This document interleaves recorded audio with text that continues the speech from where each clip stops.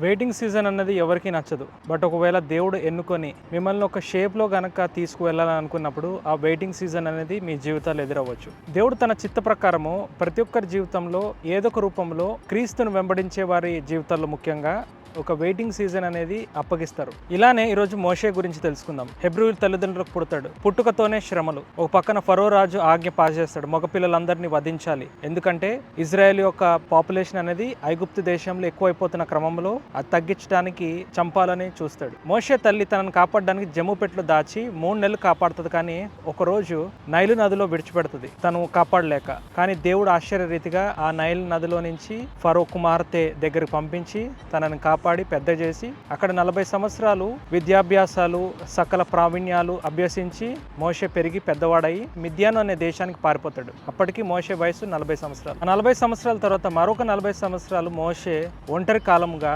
గొర్రెల కాపరిగా ఒక షెపర్డ్గా తయారవుతాడు. ఆ తర్వాత అనుకోని రీతిగా ఒక పొదలో నుంచి దేవుడు తనతో మాట్లాడతాడు. అదే ఒక డివైన్ టైమింగ్. ఎదురు చూస్తున్న వెయిటింగ్ సీజన్లో దేవుడు తనకి ప్రత్యక్షమవుతాడు. ఒక మండుచున్న పొదలో నుంచి తనతో మాట్లాడి దేవుని యొక్క విజయాన్ని తన ముందు పెడతాడు. ఇప్పుడు తనను ఒక నాయకుడిగా, ఒక కాపరిగా, ఒక న్యాయాధిపతిగా అన్ని లక్షల ఇజ్రాయేల్ ప్రజలను తన ద్వారా విడిపించడానికి దేవుడు దిగి వచ్చానని మాట్లాడతాడు. సో మీ జీవితాల్లో కూడా ఏళ్ళు గడుస్తున్నా, నెలలు గడుస్తున్నా, రోజులు గడుస్తున్నా సమాధానం కనుక రాకపోతే కనిపెట్టాలి. విశ్వాసంతో ప్రార్థన చేయాలి, స్తుతించాలి, వాక్యం ధ్యానం చేయాలి.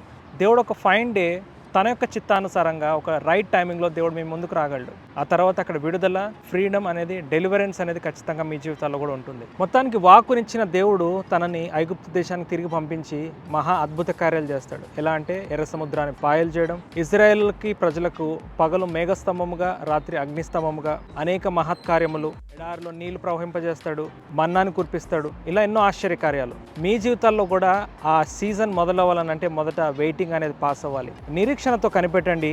దేవుడు ఒక రోజు మీకు జవాబు ఇవ్వబోతున్నాడు. God bless you all and praise the lord.